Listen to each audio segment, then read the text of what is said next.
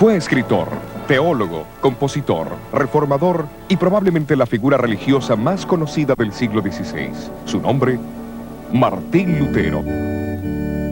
Fue apreciado por las multitudes alemanas y rechazado por las autoridades de la Iglesia romana. Hijo de un minero rico que explotaba cobre, llegó tal vez a ser el principal motivador del más grande de los períodos religiosos, sociales y políticos de la historia europea, la Reforma.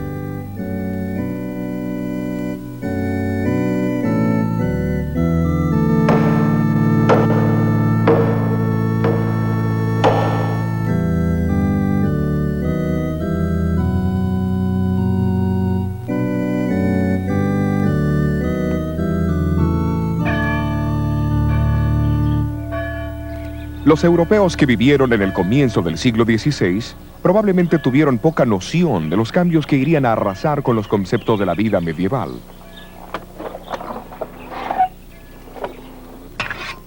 Se estima que el 80% de ellos todavía cultivaban la tierra de la misma manera que lo hicieron sus antepasados por 1000 años.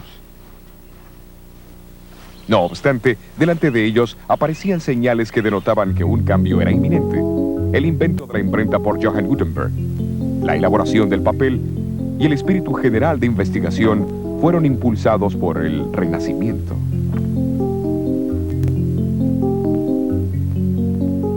Hasta el año 1450, Europa poseía menos de 100.000 libros.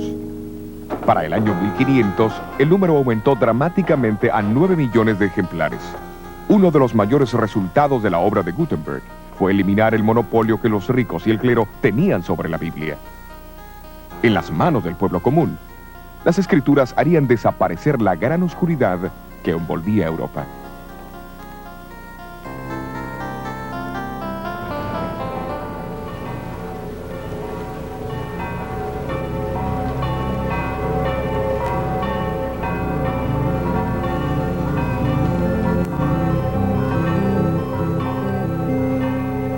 Elevándose por encima de reyes y súbditos, se encontraba la iglesia medieval. La misma era el centro de influencia en cada aldea, ciudad y corte en el cristianismo. Sin embargo, a pesar de todo el dominio que ejercían los individuos, había algo impropio en ese sistema político-religioso.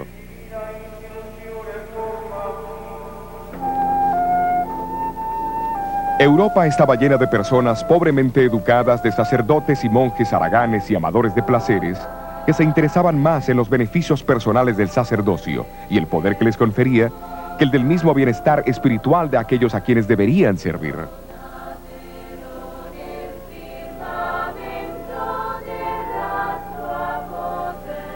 Los obispos y abades competían con los reyes en la suntuosidad de sus residencias. Los obispados, o sea la región que el obispo controlaba, eran vendidos al mejor postor.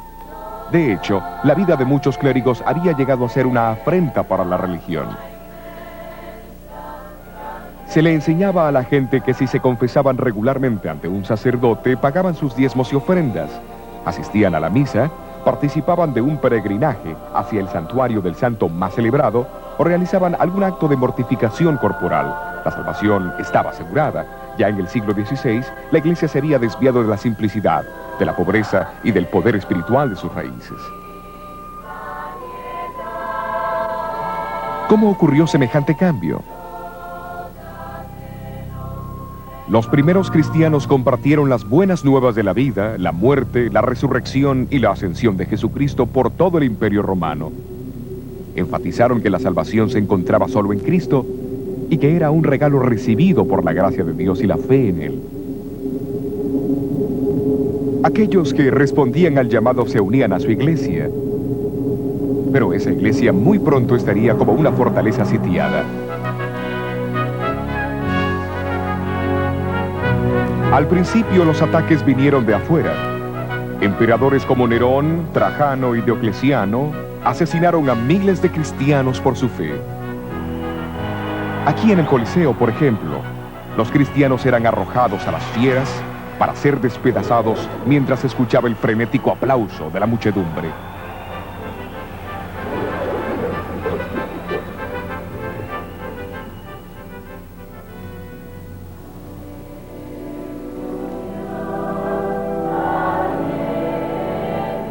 Pero la más grande amenaza vino de adentro. En el libro de los Hechos encontramos al apóstol Pablo advirtiendo a los obispos y ancianos que de en medio de ellos saldrían hombres que distorsionarían la verdad para conseguir adeptos. En la segunda carta a los tesalonicenses, alertó a la iglesia de la futura rebelión interna que revelaría lo que llamó el hombre de pecado, que se opondría y se exaltaría sobre todo lo que se llama Dios y es objeto de culto.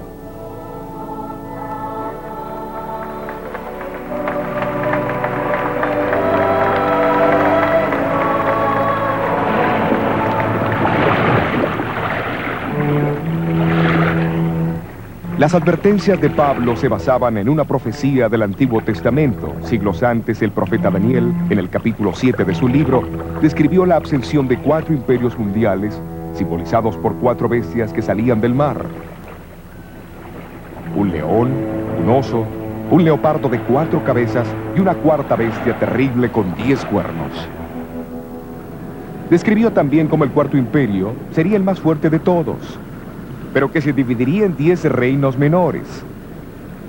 Y de estos 10 reinos menores, representados por los 10 cuernos en la cabeza de la cuarta bestia, saldría otro cuerno o reino que sería más imponente que los otros. Él mismo haría guerra contra el pueblo de Dios, y hablaría blasfemias contra el Altísimo, y pensaría también en cambiar los tiempos y la ley perfecta de Dios.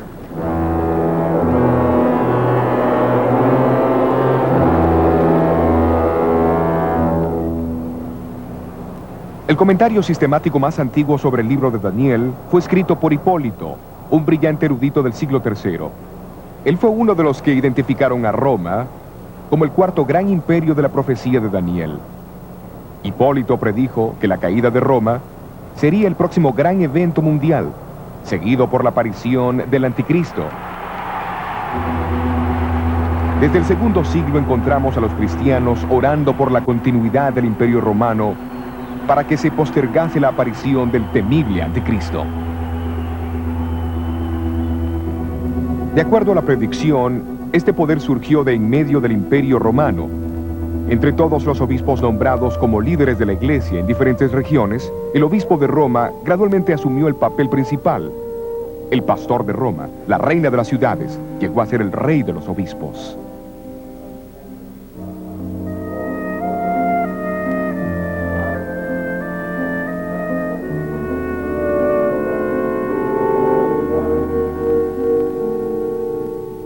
Casi al mismo tiempo, un número de creencias y prácticas entraron en la iglesia, que los apóstoles nunca hubieran reconocido, como la veneración de los ángeles y los santos, el culto a las imágenes y reliquias. La observancia del domingo poco a poco reemplazó la del sábado. Apareció la doctrina del purgatorio y las oraciones empezaron a dirigirse a María y a los santos. La iglesia empezó a enseñar que el pan y el vino de la Santa Cena eran realmente el cuerpo y la sangre de Cristo, haciendo de la misa un sacrificio. La confesión de los pecados al sacerdote tomó lugar de la oración simple y directa del creyente a Dios para obtener perdón. Y la iglesia solamente otorgaba perdón a aquellos que trataban de expiar sus pecados por medio de penitencias.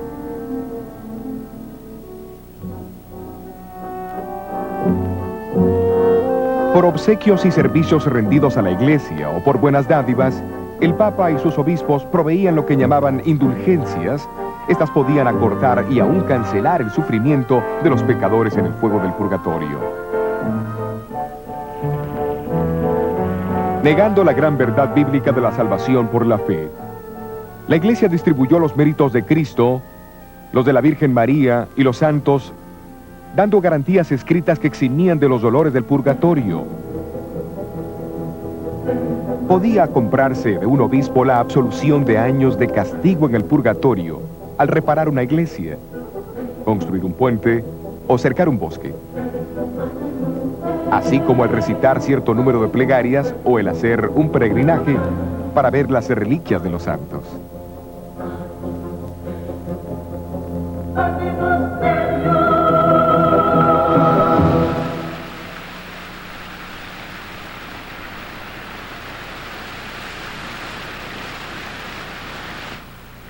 Poco después de la elección del Papa León X, Miguel Ángel presentó al pontífice el diseño terminado de la Basílica de San Pedro en Roma. Y la venta de indulgencias llegó a ser una atracción para recaudar las enormes sumas necesarias para esa aventura. En Alemania, el Papa recomendó las ventas al persuasivo monje dominico Juan Tetzel. La llegada de este monje al límite de Sajonia, cerca de Wittenberg, en 1517, desencadenaría los eventos que sacudirían los fundamentos de la Iglesia de Roma.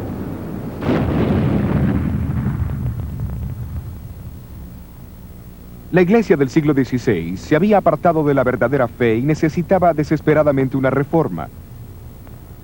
Pero esto requería un individuo de valor para enfrentarse a la organización eclesiástica más poderosa que en el mundo haya conocido. Martín Lutero era el hombre que se necesitaba.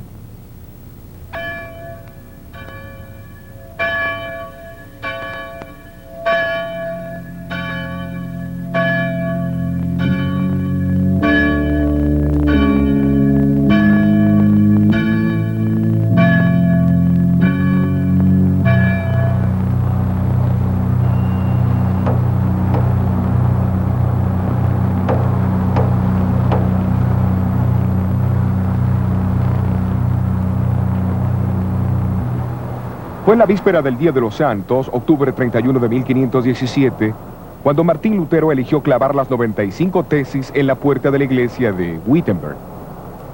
Su decisión no pudo pasar en un mejor momento, porque el próximo día los peregrinos se congregarían en la iglesia para ver la extensa colección de reliquias sagradas pertenecientes a Federico el Sabio, elector de Sajonia. En exhibición, había un fragmento de madera que se decía ser el arca de Noé, un poco de hollín del horno ardiente de Babilonia, un pedazo de madera de la cuna de Cristo, pan de la última cena del Señor, una ramita de la zarza ardiente de Moisés y más de 19,000 huesos santos. Pero lo más importante era que el solo mirar esos artefactos podía resultar en indulgencias para la reducción del purgatorio hasta 1.902.202 años y 270 días.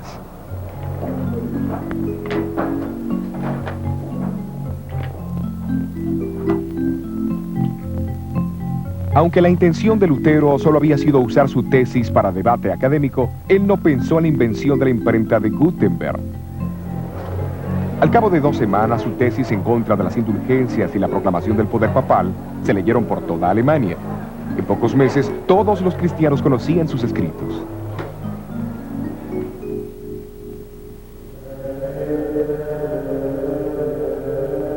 Para Lutero, la mera idea de las indulgencias era repugnante. Después de todo, este inquebrantable monje había llegado a un agotamiento mental y físico por su deseo de alcanzar el perdón de sus pecados. Si alguna vez un hombre pudiera llegar al cielo por su vida monástica, entonces yo ya hubiera llegado. Pero al leer el Nuevo Testamento, él llegó a un descubrimiento alarmante. Fue el descubrimiento de que el perdón de los pecados es un regalo de Dios y no es algo que se compra o se gana. Este reconocimiento de la gozosa verdad de la salvación por la fe llegaría a ser la piedra angular de la Reforma. El concepto hizo que Lutero reconociera que el clérigo nunca podría ser mediador entre Dios y su pueblo, como la Iglesia lo enseñaba y lo practicaba. ¿De dónde emanaron estas convicciones? No fue por los edictos de papas o concilios, sino por el estudio de sola escritura, de las escrituras solamente. Sin embargo, la autoridad papal vio poco mérito en las creencias de este diablo vestido de monje. Se lo excomulgó en junio de 1520 y sus escrituras fueron condenadas a las llamas.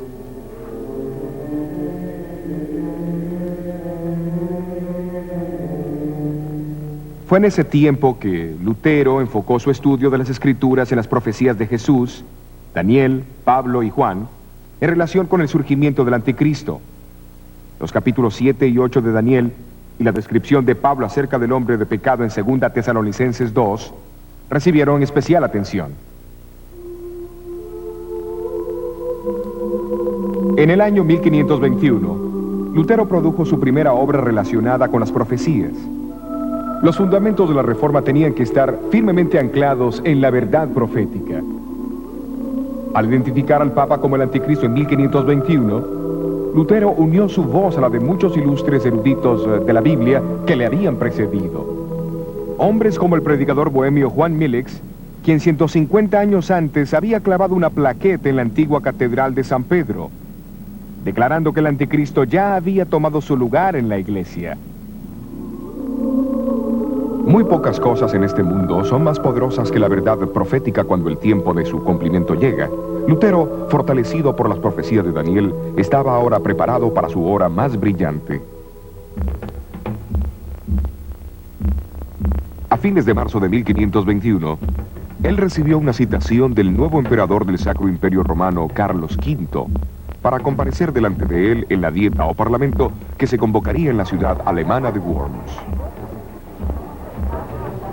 Sentado con 3 de sus amigos sobre la paja de un carruaje que le habían prestado, entró en la ciudad donde la muchedumbre les dio una calurosa bienvenida. Me pregunto cómo hubiera sido hoy día. La audiencia iba a tomar lugar en un sitio cercano a la catedral. Lo que fue en una época un majestuoso edificio ya no existe, pero hace 400 años era una estructura de magnífica tal asamblea. Hoy ha sido reemplazada por un jardín, y esta placa marca su ubicación.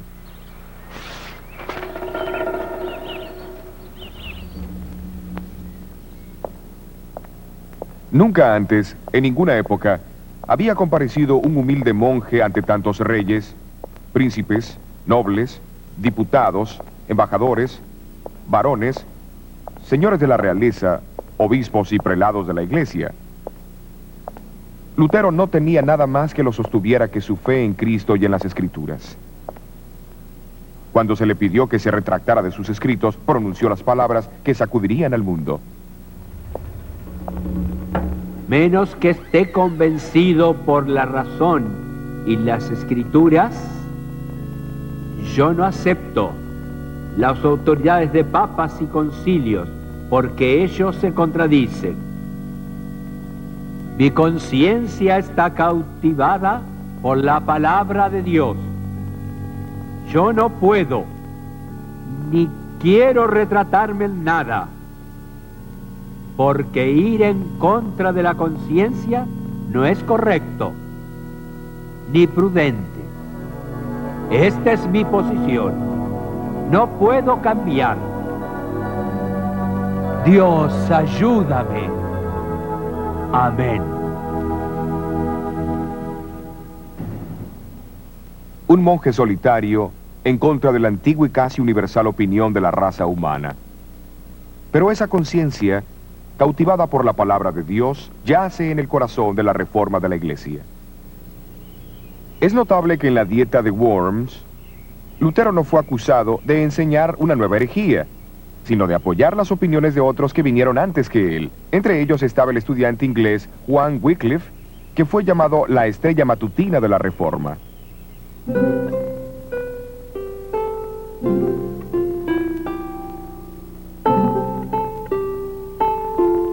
Wycliffe se dedicó al estudio de la verdad conforme la habían encontrado en las escrituras en latín. Nombrado como profesor del Colegio Superior de Balliol en Oxford, a menudo predicaba en la universidad y le fue dado el título de Doctor del Evangelio. En su estudio de Daniel, él también identificó el sistema papal como el anticristo. Pero sus comentarios anticlericales hicieron que fuese despedido de Oxford. Para sorpresa de los obispos ingleses, esto no disminuyó su influencia. Como rector aquí en Lutterworth, en Leicestershire, siguió invitando al obispo, al clero y a la nobleza para reformar la iglesia. La mayor contribución de Wycliffe fue tal vez la supervisión de la primera traducción de la Biblia en inglés.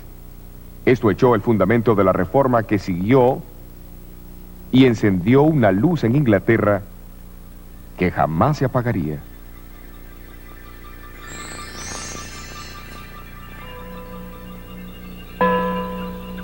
Wycliffe falleció en diciembre de 1384. después de haber sufrido un derrame cerebral mientras daba la Santa Cena aquí en su iglesia. Sus huesos fueron exhumados e incinerados unos 40 años más tarde por orden del Concilio de Constanza. Sus cenizas se arrojaron a un arroyo cercano llamado Swift, que desemboca en el río Avon.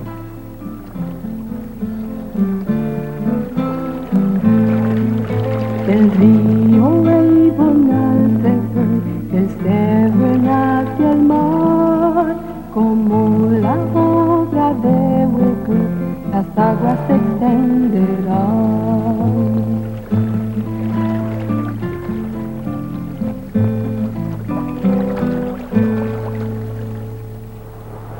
Uno de los hombres en quien influyó la enseñanza de Wycliffe fue el reformador checo Juan Hus. Como Wycliffe, Hus sostenía que el pueblo de Dios no está sujeto a las decisiones de los concilios, pues estos contendían en contra de las leyes de Cristo. Para Hus, la Biblia era la autoridad suprema. En 1412 fue colocado bajo la interdicción real. Hus declaró que le ocurría eso por predicar a Cristo y su evangelio y denunciar al anticristo. Cuando Hus fue llamado a responder por los cargos de la herejía, el emperador Sigismundo le prometió un salvoconducto hasta Constanza, pero al llegar ahí, fue arrojado al calabozo.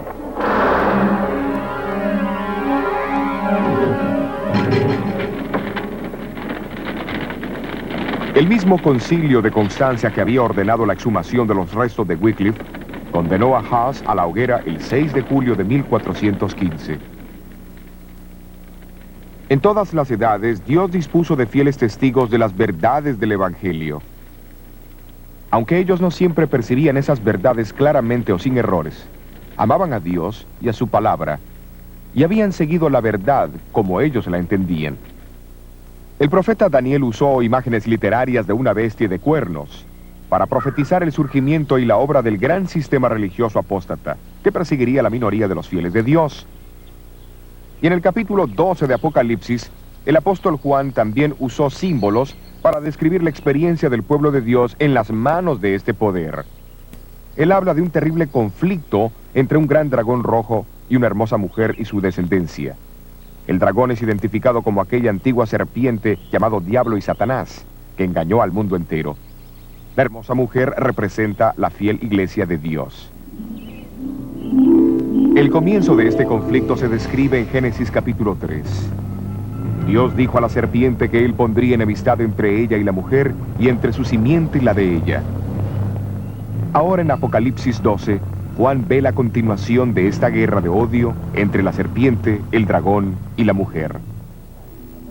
Él describe a la mujer como vestida del sol, la luna debajo de sus pies y sobre su cabeza una corona de 12 estrellas. Se la retrata como esperando ansiosamente el nacimiento de Jesús. El dragón también espera este nacimiento.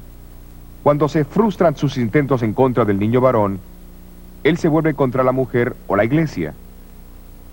Sus ataques son similares a los que lanzó contra Jesús.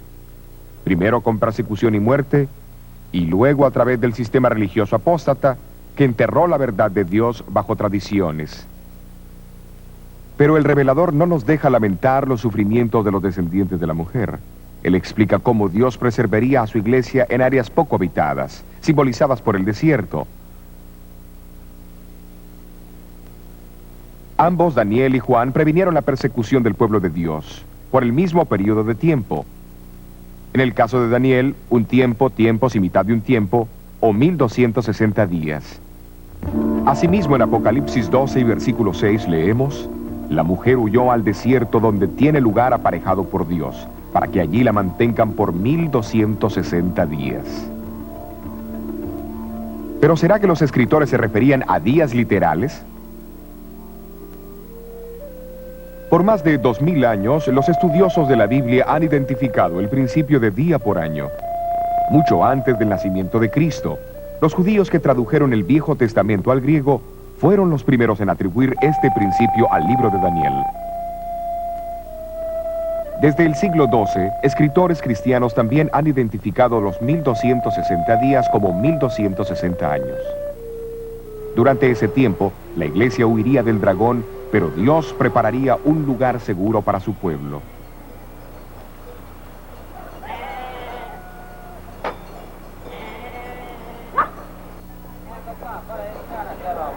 Uno de esos lugares donde las verdades del Nuevo Testamento fueron preservadas del creciente poder del obispo de Roma fue en el norte de Italia. Al final del siglo IV, el obispo de Milán, Ambrosio, proclamó una teología evangélica que es difícil de separar de aquella redescubierta por la fe protestante 1000 años más tarde. Aquí en estas llanuras y montañas, al oeste de Milán, fieles testigos todavía atesoraban las doctrinas de la Iglesia Apostólica y denunciaban las crecientes supersticiones y perversiones en la Iglesia. Claudio, obispo de Turín, quien es con frecuencia llamado el protestante del siglo IX, también sostuvo la autoridad de las Escrituras.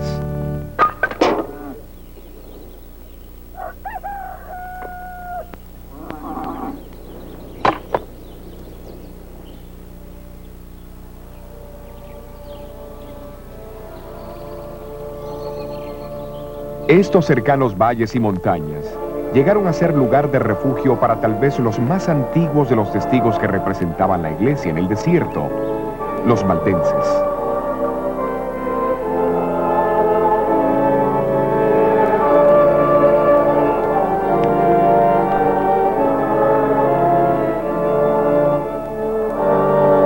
Su devoción y perseverancia llenan algunas de las páginas más brillantes de la historia de la iglesia. Muchos han mantenido que el nombre valdenses es derivado de Pedro Gualdo, que fundó el grupo Poor Men's of Lyons a fines del siglo XII. Pero la historia demuestra que grupos evangélicos en el norte de Italia sostuvieron las enseñanzas de la Iglesia Apostólica mucho antes de la llegada de Gualdo. Fuera de la sede central de la iglesia valdense en Torre Pellice, se encuentra esta estatua de Henry Arnault, el famoso líder de los valdenses del siglo XVII, o los Vaudois, como se los llamaban.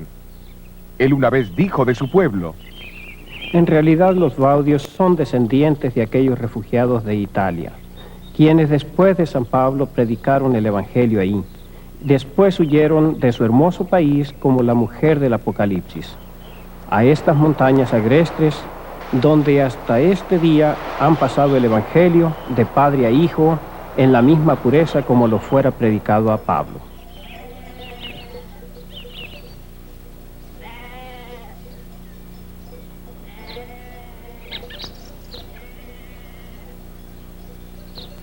Los historiadores han afirmado que en la ingeniería más avanzada podría haber adaptado estos valles de una mejor manera para el propósito de ofrecer refugio para los fugitivos.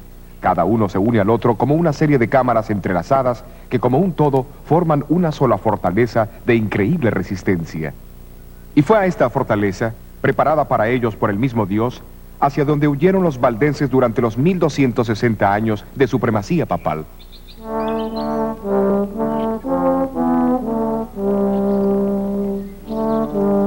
En el corazón de estas montañas está situada la región más importante de todos sus valles, el Pra del Torno.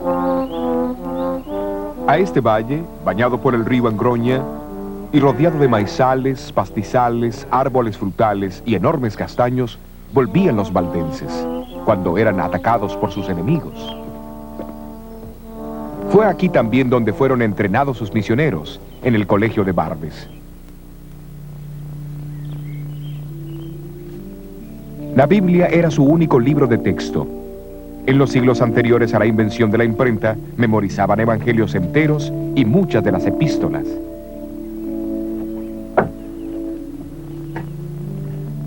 Aquí, sobre esta antigua mesa de piedra, los estudiantes de Barbes tomaban turnos para transcribir las escrituras al vernáculo romántico, puesto que los valdenses fueron uno de los primeros pueblos de Europa que obtuvieron la traducción de las escrituras.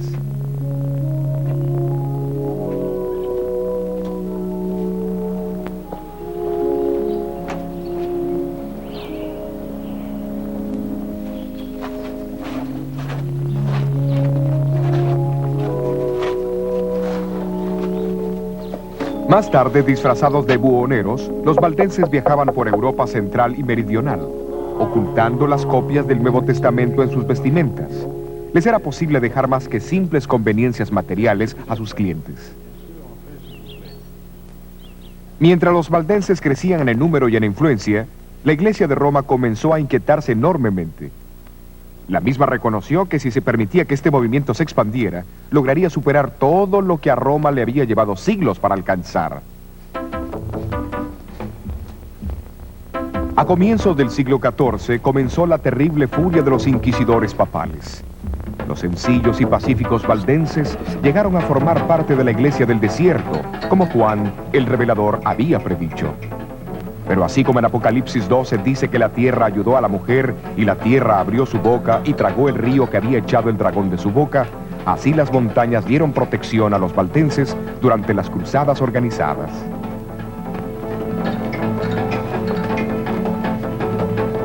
Los densos bosques, las aparentemente inexpugnables cadenas montañosas y la misma lejanía de sus valles sirvieron como sus únicas defensas. Cuando sus villas e iglesias fueron poco a poco destruidas, las muchas cuevas entre las rocas vinieron a ser sus casas y catedrales. Esta cueva se encuentra en el Valle de Angroña, no muy lejos del Prat del Torno. Es conocida como la Iglesia de la Cueva y no es muy difícil ver por qué los enemigos de los valdenses tenían dificultades para encontrar los escondrijos.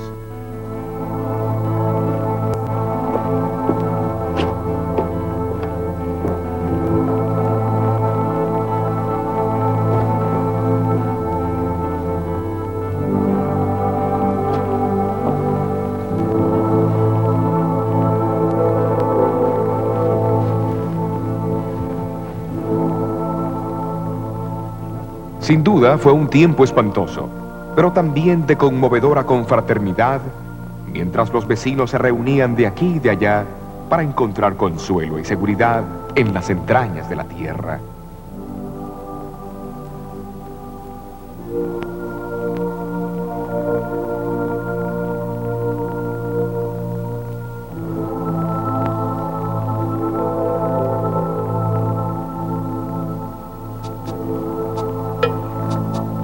En 1487, apenas 4 años después del nacimiento de Lutero, el Papa Inocente VIII determinó purgar los valles de sus habitantes, prometiendo la remisión de todos sus pecados a aquellos que se unieran a la cruzada. Procedió a formar un gran ejército bajo la dirección de Alberto Cataneo. Cataneo acampó su ejército al pie del enorme Castelluso, cerca de la capital del valle Torre Pellice. Con la esperanza de impedir el desastre, los valdenses mandaron a 2 de sus hombres para encontrarse con él. Si los valdenses habían esperado intimidar a Cataneo con una confrontación directa, la misma fue una subestimación del hombre.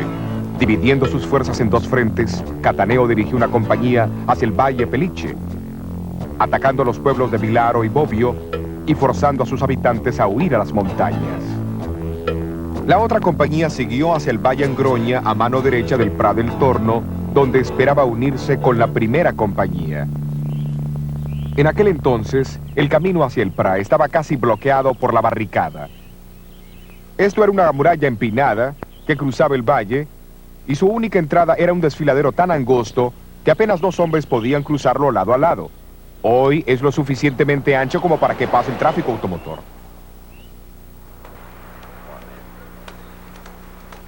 Aquí en Prat del Torno, los valdenses se reunieron para una resistencia final. Pero antes que lo hicieran, se entregaron a Dios en oración.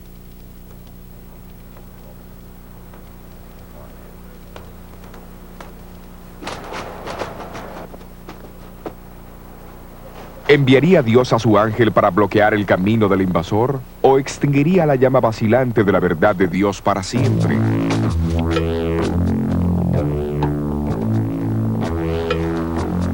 Mientras el ejército de Cataneo se preparaba para cruzar el angosto desfiladero, los valdenses notaron una pequeña nube formándose cerca de las cumbres de las montañas.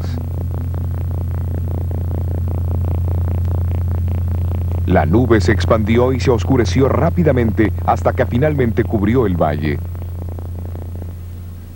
La densa niebla causó una confusión inmediata.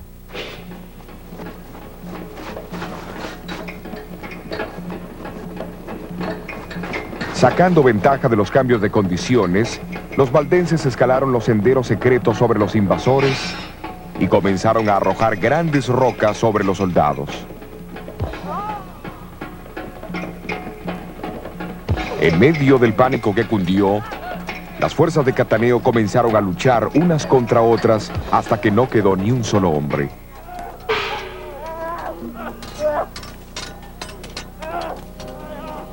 En 1530, las noticias de la reforma que se extendían por Alemania, Suiza y Francia llegaron a la gente de los valles valdenses. Esas noticias llegaron cuando su estado de ánimo y su número eran bajos, pero al oír acerca de este nuevo ejército de campeones, revivió en ellos el recuerdo de las glorias pasadas. Los reformadores suizos también se regocijaron al descubrir una iglesia bíblicamente firme, con una historia tan prolongada. Se decidió convocar un sínodo general para establecer la relación entre la Iglesia de los Alpes y la Reforma. En 1532, el histórico sínodo se reunió en Champforán, en este campo abierto, no muy lejos del Prat del Torno. Aunque no todos estaban de acuerdo en algunos puntos de la doctrina, la preeminencia de la Biblia fue reafirmada. Los valdenses prometieron ayudar a la Reforma, contribuyendo con una traducción de las Escrituras al francés. La tarea cayó sobre Oliveton, un pariente de Juan Calvino. Era un obsequio apropiado de parte de una iglesia que debía su propia existencia a través de los siglos a la estricta adherencia a los principios básicos de este libro.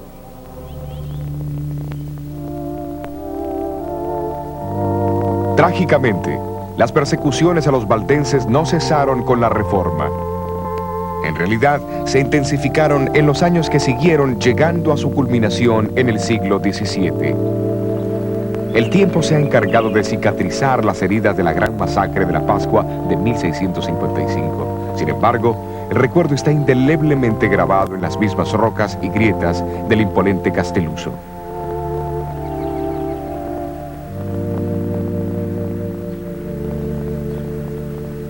Esta placa indica el sitio de la cueva al pie del Castelluso, que tantas veces protegió al pueblo valdense durante las persecuciones. Y a fines de abril de 1655, el pueblo de los valles huyó a su refugio una vez más. Pero esta vez fueron descubiertos. Uno por uno, hombres, mujeres y niños fueron arrastrados de sus profundidades y arrojados al terrible precipicio.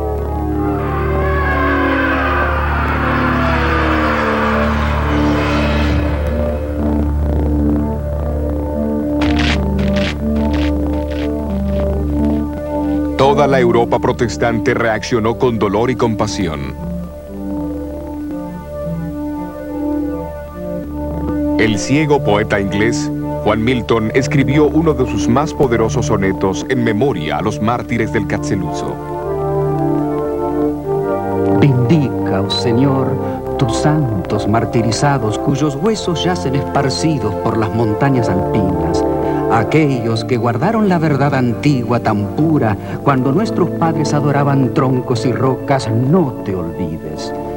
En tu libro graba los gemidos de quienes fueron tus ovejas y en su antiguo aprisco, asesinados por los sanguinarios piamonteses que arrojaron a las madres y sus niños al rocoso abismo. Sus lamentos los valles repitieron a los montes y estos a los cielos.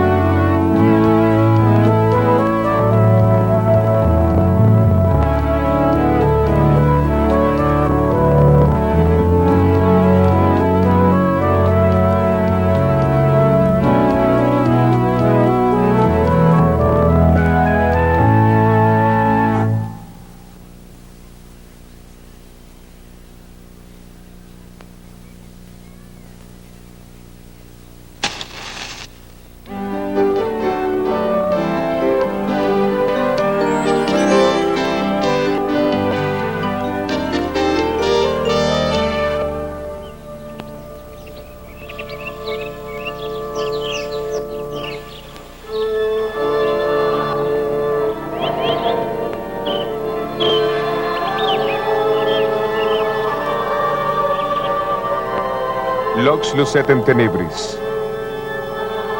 La luz brilla en las tinieblas. Hoy, el lema de los valdenses se encuentra inscrito en todas las iglesias del valle. Sirve como un silencioso recordativo de su fiel testimonio, a menudo manchado de sangre a través de los siglos. Sin embargo, el símbolo profético de la mujer en el desierto no solo se aplica a los valdenses, incluye a todos aquellos cuya fe en Dios y en su palabra los hizo contrariar las corrupciones y las falsas enseñanzas de la iglesia.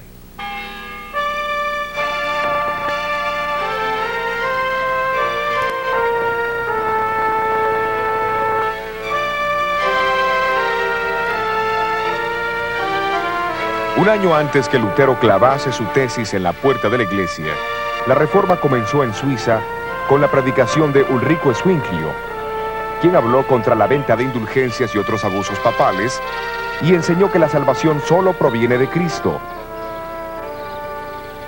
Pero no fue de Lutero que aprendió estas cosas, fue por el estudio de las Escrituras. En los estados alemanes, Lutero se destacó entre todos los reformadores, pero en los distritos suizos muchos hombres piadosos fueron campeones de la fe. Muchos de los reformadores sobresalientes son recordados en este monumento de la Reforma en Ginebra. Guillermo Farel, llamado por algunos como el Lutero de la Suiza francesa. Juan Calvino y Teodoro Beza, sucesor y biógrafo de Calvino. Calvino nació en Francia y fue guiado a la fe de la Reforma por su primo, Pedro Olivetan, que más tarde fue quien tradujo la Biblia al francés para los valdenses. A la edad de los 25 años, Calvino fue a Basilea en Suiza.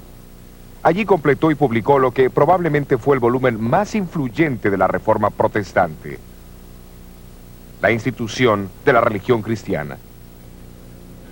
Su objetivo era presentar las grandes doctrinas cristianas como él creía que habían sido antes que fuesen corrompidas por la Iglesia de Roma. En 1536, Calvino fue nombrado pastor y profesor en Ginebra.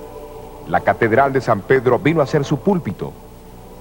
Pero sus palabras no se limitaron a los confines de este edificio. Durante los últimos 25 años de su vida, Calvino procuró hacer de Ginebra un modelo práctico de una ciudad cristiana. Bajo su influencia, Ginebra llegó a ser un centro para la fe reformada en Europa.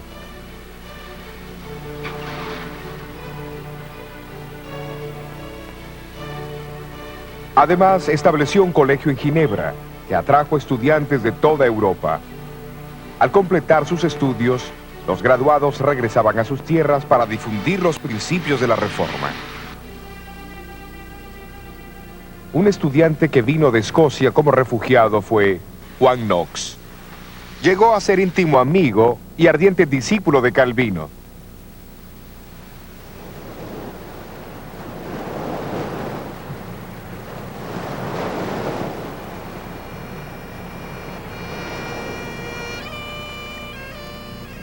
Como Pablo en el apedreamiento de Esteban, así Juan Knox sintió su llamado al observar el martirio del predicador escocés Jorge Wishart. Aquí al frente del castillo de San Andrés, las letras GW marcan el lugar donde Wishart fue quemado en la hoguera en 1546. Más tarde Knox regresó a Escocia y vino aquí a San Andrés, centro eclesiástico de Escocia en el siglo XVI. Su catedral era una de las más grandes del cristianismo. Durante ese primer año, los habitantes del castillo invitaron a Knox para que fuese su predicador. A principios de 1547, predicó su primer sermón aquí en la parroquia de San Andrés.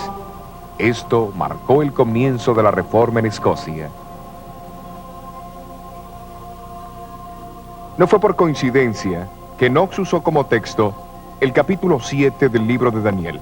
Al principio de su sermón mostró el gran amor que Dios tenía por su pueblo, al advertirles de los peligros que amenazarían a la iglesia. Identificó a las 4 bestias como los 4 grandes imperios de Babilonia, Medo-Persia, Grecia y Roma. Luego habló del cuerno pequeño que lo seguía, identificándolo como el anticristo papal. Al hacer esto, Knox se incluyó en la lista de los grandes reformadores como Wycliffe, Huss, Lutero, Calvino y muchos otros que habían declarado lo mismo. 13 años más tarde, el Parlamento escocés se reunió en Talbot. El sitio fue aquel, adjunto a la iglesia de San Giles en Edimburgo, donde Juan Knox era el predicador. 6 reformadores escoceses que por una increíble coincidencia llevaban el nombre cristiano Juan. Escribieron una confesión de fe que fue formalmente adoptada por el Parlamento en agosto de 1560. La misa fue prohibida y la fe protestante fue establecida en Escocia. Sin embargo, la nueva monarca, María, reina de Escocia, con su fuerte atavismo católico, tenía otros planes. Cuando ella ordenó la celebración de la misa, Knox pronunció sus objeciones en tono amenazador desde este púlpito de la Catedral de San Giles. La reina María citó a Knox a comparecer en el Palacio de Holyrood, no muy lejos de San Giles. María, como otros monarcas de aquel entonces, creía que gobernaba por autoridad divina y que las conciencias de sus súbditos estaban bajo su control. Por eso, la confrontación entre María y Knox era crucial para la supervivencia de la reforma en Escocia. Tú has enseñado a la gente a recibir otra religión que no es la que los príncipes aceptan, pero Dios ordena a los súbditos a obedecer a sus príncipes. Señora, la religión verdadera no tuvo su origen ni su autoridad de los príncipes, sino tan solo del Dios eterno. Así que los súbditos no están sujetos a ajustar su religión a los gustos de los príncipes, porque a menudo los príncipes, entre otros, son los más ignorantes de la verdadera religión de Dios. Sí, pero la vuestra no es la iglesia que yo abrigaré. Yo defenderé la iglesia de Roma, porque creo que es la verdadera iglesia de Dios. Vuestro deseo, señora, no es razonable, ni hace que esa ramera de Roma sea la verdadera inmaculada esposa de Jesucristo. La iglesia de Roma se ha apartado de la religión que los apóstoles enseñaron y establecieron. Mi conciencia no lo dice así. La conciencia, señora, requiere conocimiento, y temo que su majestad no lo posee. Tú interpretas las escrituras de una manera, y ellos la interpretan de otra. ¿A quién debo creer? ¿Y quién será el juez? Su majestad deberá creer en Dios, que habla claro en su palabra. Si la oscuridad existe en alguna parte, el Espíritu Santo explica lo mismo en otros lugares con más claridad, para que no quede ninguna duda, a menos que uno sea un ignorante obstinado.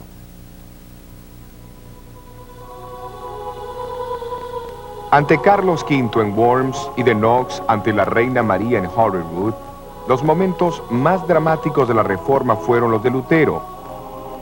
En ambos casos, la victoria favoreció a los individuos que tenían una fe inconmovible en Dios y en la verdad de su causa.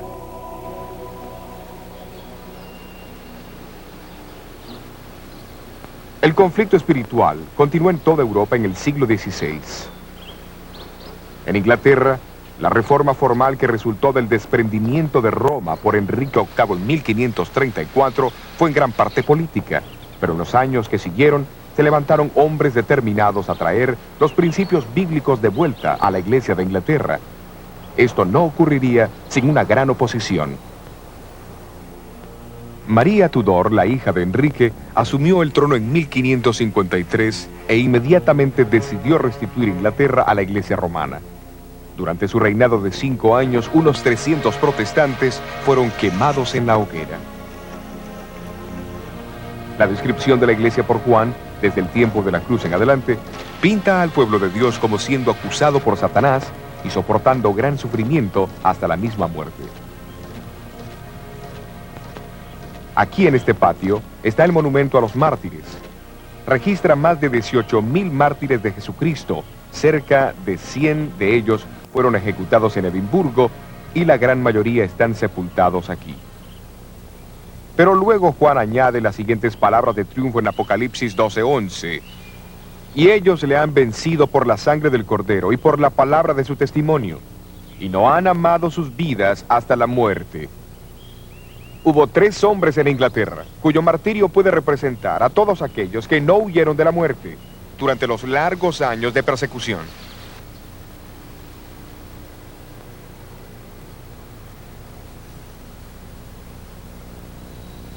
En Oxford está el monumento de los mártires, erigido a Nicholas Ridley, obispo de Londres, Hugo Latimer, capellán de Enrique VIII, y Thomas Cranmer, el primer arzobispo protestante de Canterbury.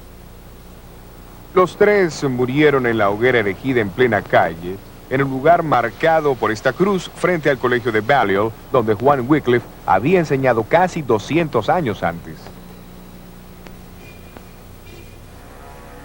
En el pueblo de Oxford la leña fue apilada, con furiosa prisa y con maldición alborotada, cubriendo a 2 almas valientes que guardaron su lugar por la senda de fuego, para a Cristo acompañar.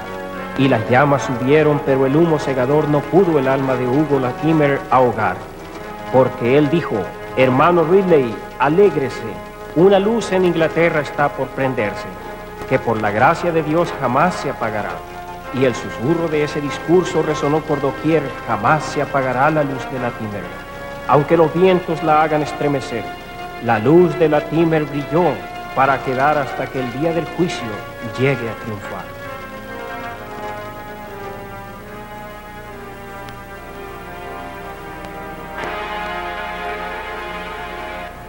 Y así tuvo que ser. Al cabo de 3 años, María Tudor murió y la reina Isabel I ascendió al trono, despuntando el amanecer del siglo de oro en Inglaterra. Ella se propuso con tanta diligencia devolver Inglaterra a los caminos de su padre, que los poderes católicos de Europa comenzaron a planear su derrocamiento. Felipe II, hijo de Carlos V, organizó la fuerza invasora más grande que el mundo haya conocido, la Armada Invencible.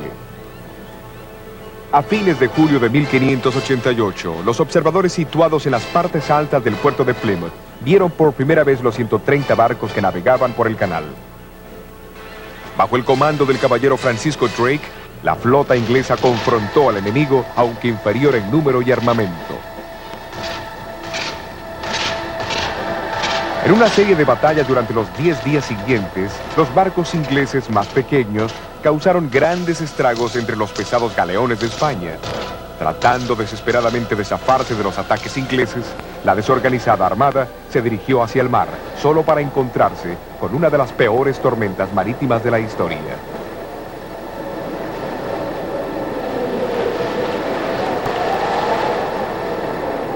Sacudida a lo largo de la costa de Noruega y arrojada contra las rocas de las Islas Shetlands, Orcadas y Hebridas, e impelida nuevamente hacia el sur, a Irlanda, la armada huía, aunque nadie la perseguía.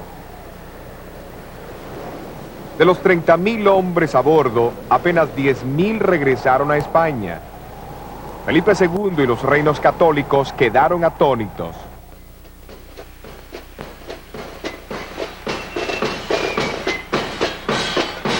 Pero los estados protestantes se reunieron en un coro de acción de gracias. Por orden de la reina Isabel, el 29 de noviembre fue un día dedicado a rendir gracias a Dios. La reina misma cabalgó por las calles de Londres hasta la Catedral de San Pablo y de allí hasta la Cruz de Pablo. Después del sermón, les habló a sus súbditos, exhortándolos a que se unieran a ella para alabar al Dios que había dispersado a sus enemigos y protegido su dominio.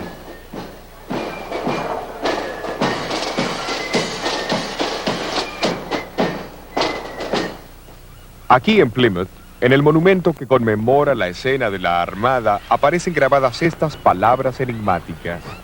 Él sopló con sus vientos y ellos fueron dispersos. La partida del Mayflower en 1620, desde Plymouth, Inglaterra, con tantas personas a bordo, fue muy diferente de los eventos de 1588, cuando la Armada española navegaba por ese lugar. Esto también está relacionado con la saga de la mujer vestida de sol. Durante el último período del trono de la reina Isabel, la población se dividió entre aquellos que permanecieron leales a la Iglesia oficial de Inglaterra y aquellos que deseaban que la reforma de la Iglesia continuase basada en la autoridad de las Escrituras. Conocidos como puritanos y separatistas, estos no conformistas fueron finalmente perseguidos por sus creencias y muchos de ellos emigraron hacia Holanda. Entre estos estaban los primeros peregrinos, que navegaron a bordo del Mayflower desde Holanda, por el puerto de Plymouth, con destino al Nuevo Mundo. Cuando los puritanos se separaron de la iglesia inglesa, se habían comprometido solemnemente a caminar juntos en todos los caminos de Dios que ya conocían o que irían a conocer. Esta era la razón vital del protestantismo.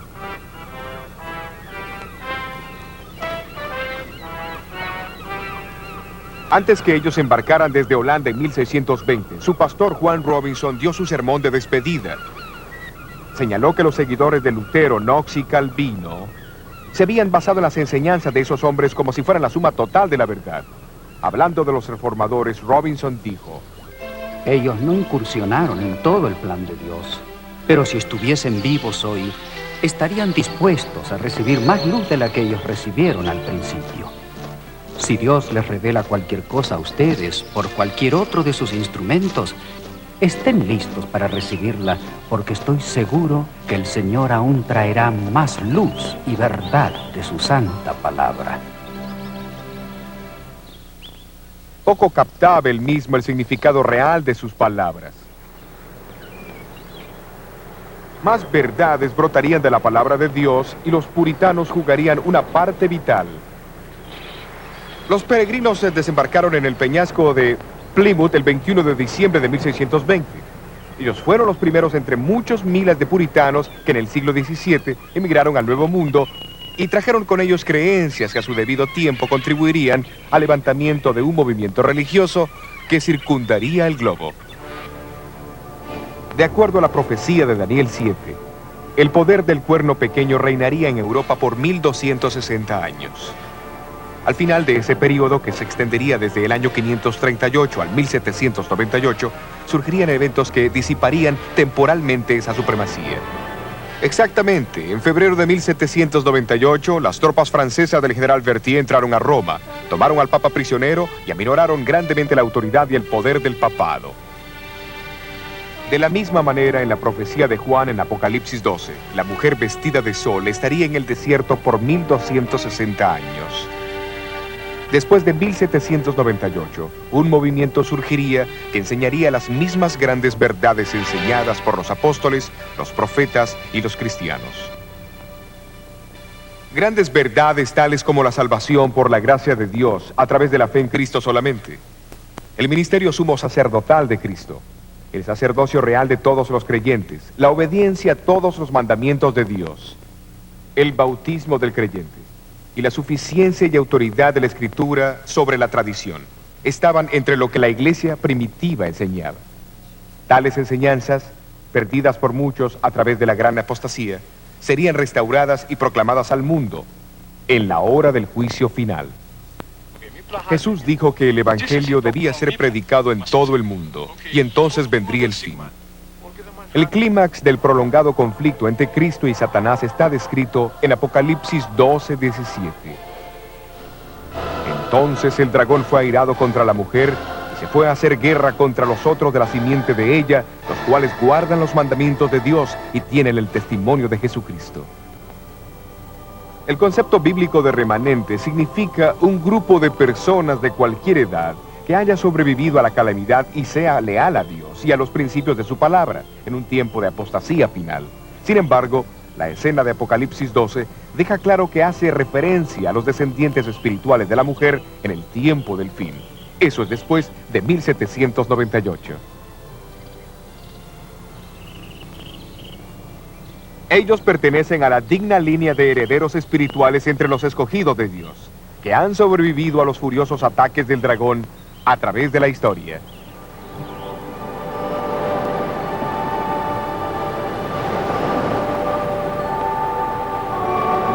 Entonces, la obra de la Reforma no termina con Lutero, con Knox, con los puritanos o con los primeros peregrinos que embarcaron hacia el Nuevo Mundo. Es un proceso que marcha hacia adelante y su próxima fase nos señala hacia los comienzos del siglo XIX en América y el surgimiento de un movimiento profético que rápidamente capturó la atención de muchos alrededor del mundo.